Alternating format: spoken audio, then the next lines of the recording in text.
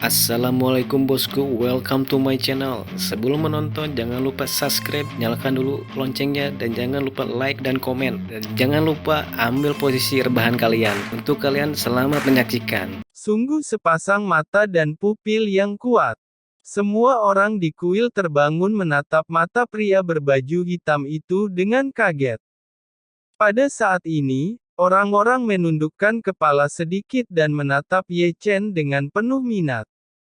Sekelompok semut. Pria berjubah hitam itu tersenyum, menunjukkan gigi putihnya, dan di mata kekacauan, Guntur mengamuk. Hati orang-orang tiba-tiba menggigil, dan pikiran mereka bergetar lagi. Di tempat, langit magis dan tirai air yang berdiri di depan mereka menghilang, tetapi terhapus oleh telapak pria jubah hitam. Brengsek, apakah itu mata dewa? Zhong Jiang, yang masih tenang, berkata dengan tergesa-gesa. Karena pria berjubah hitam menetas dari telur, mewakili bintang yang sangat menyilaukan. Itu adalah kecemerlangan emas dan bersinar keemasan, yang mewakili pria berjubah hitam. Bintang emas yang begitu mempesona, pria berjubah hitam itu bukanlah tahap Heavenly Immortal setengah langkah biasa. Ini lebih dari biasa, itu terlalu kuat. Zhong Kui mengerang dan menatap bintang emas di peta bintang. Cahayanya bahkan melebihi semua orang di sini. Aula istana pertama segel dia, Ye Chen segera memerintahkan, dengan suara yang kuat. Pria itu terlalu aneh dan terlalu misterius.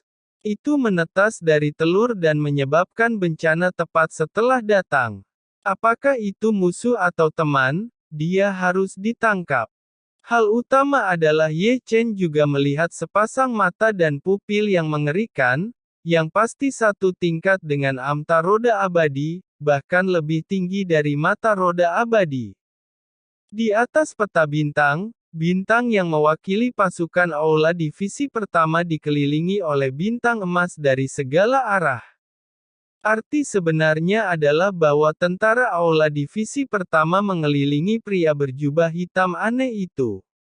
Dari sini Ye Chen dan yang lainnya dapat melihat dengan jelas dari peta bintang. Namun, yang mengejutkan semua orang adalah bahwa bintang emas yang mewakili pria berjubah hitam itu langsung melompat keluar dari pengepungan pasukan cabang pertama. Seharusnya itu adalah teknik. Kakek naga berbisik. Dia kuat, tapi bagaimanapun juga dia sendirian. Zhong Jiang mengerutkan janggutnya.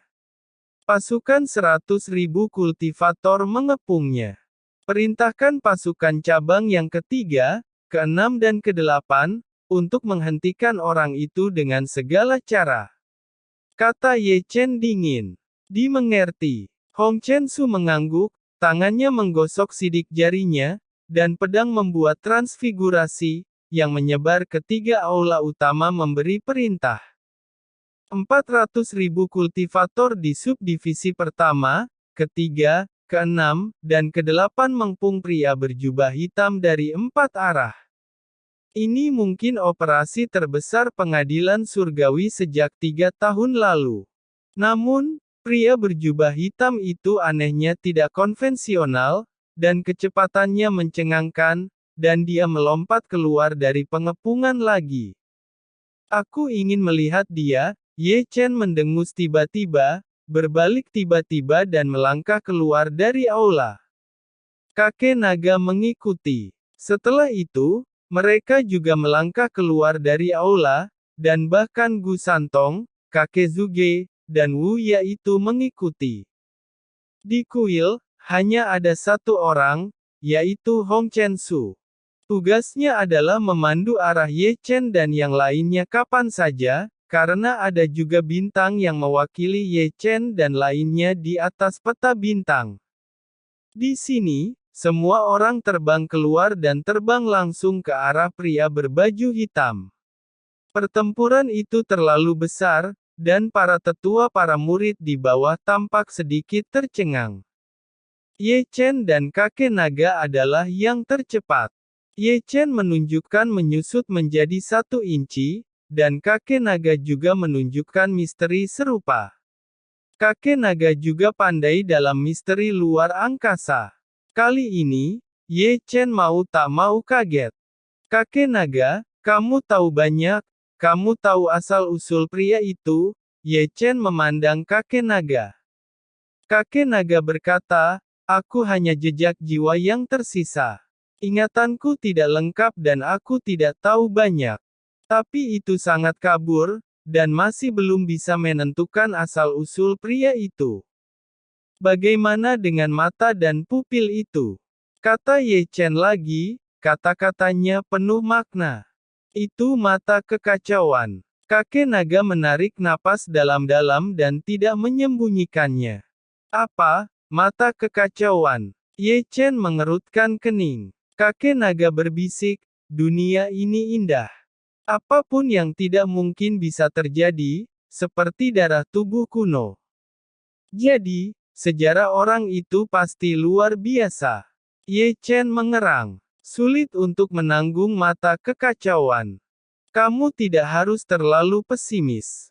Kakek naga tersenyum. Meskipun dia kuat, dia takut pasukan kultivator. Bahkan jika dia memiliki mata kekacauan, dia harus menghindari ribuan kultivator. Jadi, aku sangat ingin melihatnya. Ye Chen menarik napas dalam-dalam dan melangkah keluar beberapa ribu kaki. Hong Chen Su memberi arah barat laut. Terus ikuti. Ye Chen, yang mendengar berita itu, tiba-tiba berbalik dan langsung pergi ke barat laut. Hal yang sama berlaku untuk kakek naga. Keduanya berjalan berdampingan dengan kecepatan yang sama. Di belakangnya, Gu Santong menghela nafas. Aku masih tidak bisa menyamai kecepatan Ye Chen. Raja Pedang menggelengkan kepalanya sambil tersenyum. Jika Anda berada di puncak, Anda mungkin tidak kalah dari mereka. Di samping, Du Guao berbisik pelan. Itu semua kemuliaan masa lalu. Raja Pedang tersenyum dan melangkah keluar, membakar api di sekujur tubuhnya, kecepatannya melonjak, dan begitu juga dengan Du Guao, seperti pedang yang tiada taranya, mengikuti kecepatan Raja Pedang. Omong kosong yang luar biasa. Leluhur Tianzong terbang melewatinya, serta kakek Zuge, Zong Jiang, dan Zong Kui, yang semuanya secepat kilat dan memiliki kecepatan. Ya, setelah leluhur Tianzong, 2 bayangan wanita juga sangat cepat.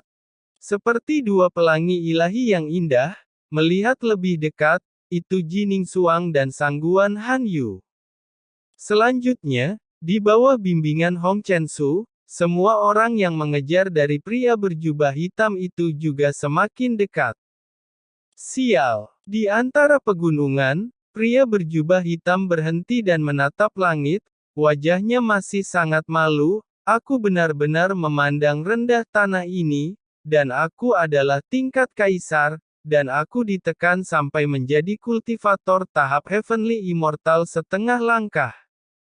Kaulah yang terlalu sombong. Dalam ketiadaan, sepertinya ada suara wanita yang agung, dingin dan pemalu, dan untuk mendengarkan dengan seksama, itu adalah suara Dong Huang Taixin. Terus, pria berjubah hitam tertawa dan tertawa, apakah kamu berani menyerangku? Dong Huang Taixin berkata, untuk menghancurkanmu, tidak perlu bagiku untuk melakukannya. Kata-kata Dong Huang Taixin tetap dingin. Kalau begitu ayo lihat. Pria berbaju hitam menunjukkan gigi putihnya, berubah menjadi kabut, dan menghilang seketika. Yang mulia aku akan menghancurkannya. Di aula sekte Tianxuan, di depan layar air langit ajaib, menyaksikan pria berbaju hitam itu menghilang, Fuya tidak bisa menahan diri untuk tidak melihat ke sisi Dong Huang Taixin, dia adalah perubahan. Tentu saja aku tahu ini perubahan. Dong Huang Taixin berkata dengan ringan. Reinkarnasi tanah ini telah dipertahankan terlalu lama, dan belum terkikis selama bertahun-tahun, dan celah telah muncul. Kalau begitu apa harus membiarkan dia pergi seperti ini? Fuya ragu-ragu menatap Dong Huang Taixin. Dong Huang Taixin menarik napas dalam-dalam, jika kita bergerak, kita akan mempengaruhi reinkarnasi surga, dan konsekuensinya akan menjadi bencana. Aku tidak ingin menonton untuk kedua kalinya.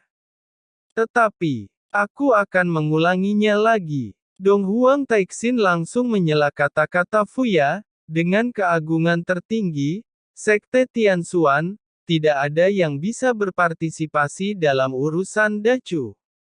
Sampai hari ini, tidak ada yang bisa melangkah keluar dari gerbang surgawi, dan mereka yang melanggar hukum tidak boleh dilahirkan. Amati, dan patuh. Ayolah. Dong Huang Taixin sedikit tenang, jika kamu menemukan celah itu, kamu dapat menutup celah itu. Adapun pria berjubah hitam, itu hanya tahap Heavenly Immortal setengah langkah, dan Ye Chen akan menghadapinya. Mengerti. Fuya membungkukkan tangannya, berbalik dan menghilang. Timur laut. Pergi ke barat lagi. Di aula utama Sekte Heng Tiwei, Hong Chen Su masih memandang peta bintang, dan terus membimbing Ye Chen dan yang lainnya menentukan posisi pria berjubah hitam. Pengejaran dan pelarian berlangsung 2 hari, dan tidak ada pihak yang bertemu.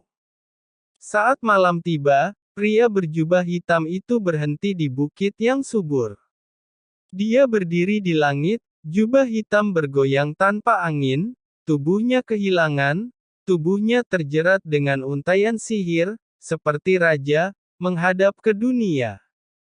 Suara keras terdengar, dan Ye Chen perlahan keluar dari kegelapan.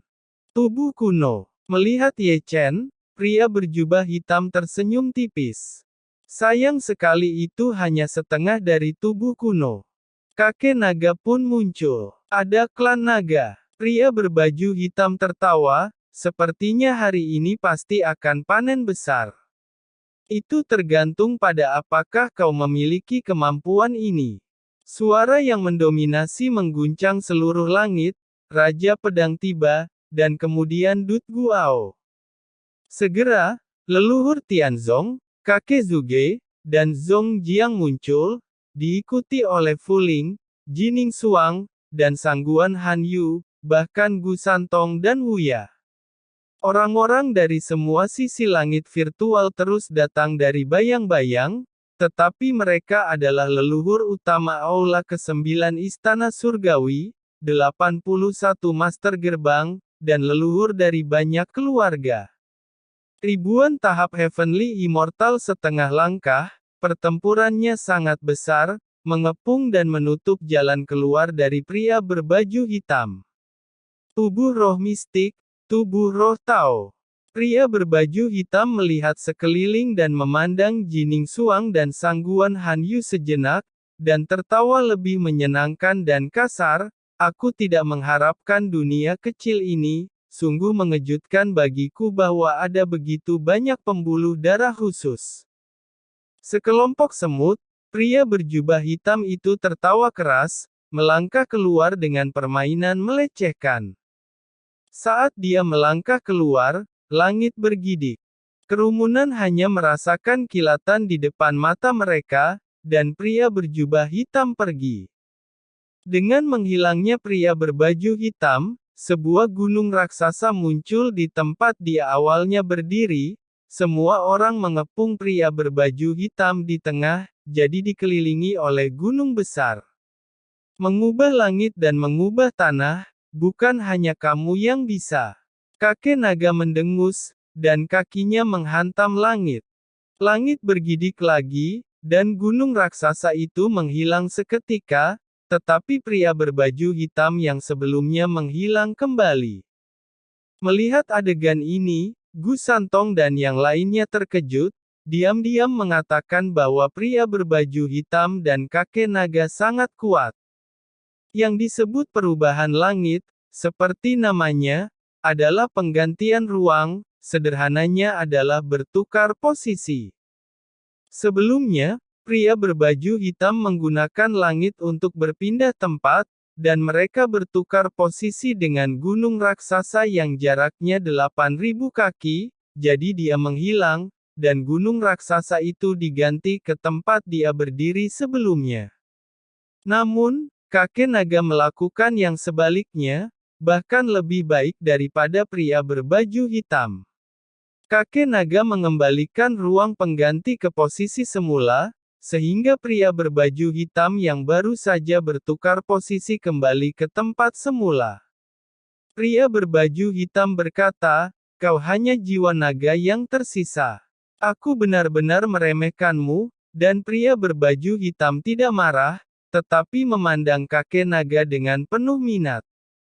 Kakek naga berkata, "Ada langit di atas langit, kamu terlalu picik." Kakek naga dengan santai berkata, "Kamu dapat melihat bahwa aku hanya sisa jiwa naga, jadi kamu memamerkan hukum ruang di depanku."